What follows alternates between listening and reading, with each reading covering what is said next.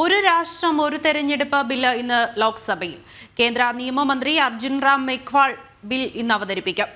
ഇന്ന് സഭയിലെത്താൻ ആവശ്യപ്പെട്ട് BJPയും കോൺഗ്രസും തങ്ങളുടെ ലോക്സഭാ അംഗങ്ങൾക്ക് 3 ലൈൻ വിപ്പ് നൽകിയിട്ടുണ്ട്. വിവരങ്ങളുമായി ഡൽഹിയിൽ നിന്ന് ഗൗതം അനന്തനാരായണനുണ്ട്.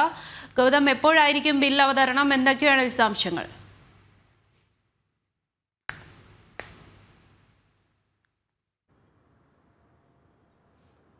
ഇന്നിപ്പോൾ ഉച്ചതിരിഞ്ഞ് ഈ ബില്ല് ലോക്സഭയിൽ അവതരിപ്പിക്കാനാണ് കേന്ദ്ര സർക്കാരിന്റെ തീരുമാനം. നിയമമന്ത്രി അർജുൻ റാം മേഘ്വാൾ 2 ബില്ലുകളാണ് ലോക്സഭയിൽ അവതരിപ്പിക്കുക. ഒന്ന് ഭരണഘടനാ ഭേദഗതി, അതായത് ഈ ഒരു രാഷ്ട്രം ഒരു തെരഞ്ഞെടുപ്പ് നടത്തുന്നതിന് ഭരണഘടനയിൽ ഭേദഗതി നടത്തേണ്ടത് ആവശ്യമാണ്.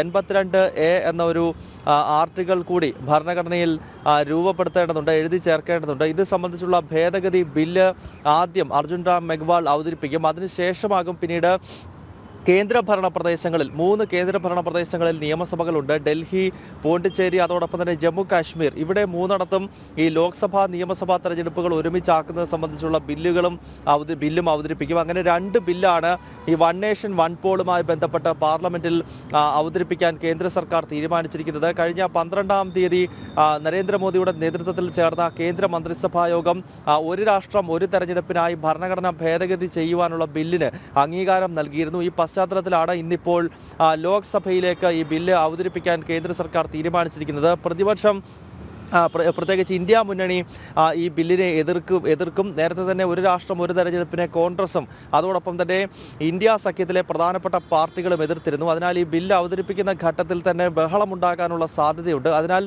ഈ ബില്ലിൻ്റെ സ്വഭാവം എന്താണ് എന്നത് സംബന്ധിച്ചുള്ള വിശദീകരണമാകും ഇന്നിപ്പോൾ കേന്ദ്ര നിയമമന്ത്രി ലോക്സഭയിൽ നടത്തുക. അതിനുശേഷം സംയുക്ത പാർലമെന്ററി സമിതിക്ക് ഈ ബില്ല് വിടാനുള്ള സാധ്യതയാണ് ഇപ്പോഴുള്ളത്. കാരണം പ്രതിപക്ഷ പാർട്ടികൾ വലിയ ബഹളം ഇതുമായി ബന്ധപ്പെട്ട് നടത്താനുള്ള ശ്രമമുണ്ടാകും. അതിനാൽ തന്നെ സംയുക്ത പാർലമെന്ററി സമിതിക്ക് ബില്ല് അയക്കാനുള്ളൊരു സാധ്യതയാണ് നിലവിൽ തെളിയുന്നത്. എന്തായാലും കേന്ദ്ര സർക്കാരിനെ സംബന്ധിച്ചിടത്തോളം ഈ ഒരു ചുവടുവെപ്പിലേക്ക് തന്നെ കടക്കുകയാണ്. കാരണം ഒരു രാഷ്ട്രം ഒരു തെരഞ്ഞെടുപ്പ് എന്നത് BJPയുടെ പ്രഖ്യാപിതമായ നയങ്ങളിൽ ഒന്നാണ്. 2014 മുതൽ എല്ലാ ലോക്സഭാ തെരഞ്ഞെടുപ്പുകളിലും BJP ഒരു രാഷ്ട്രം ഒരു തെരഞ്ഞെടുപ്പ് നടപ്പാക്കുമെന്നത് സംബന്ധിച്ചുള്ള പ്രഖ്യാപനം നടത്തിയിരുന്നു.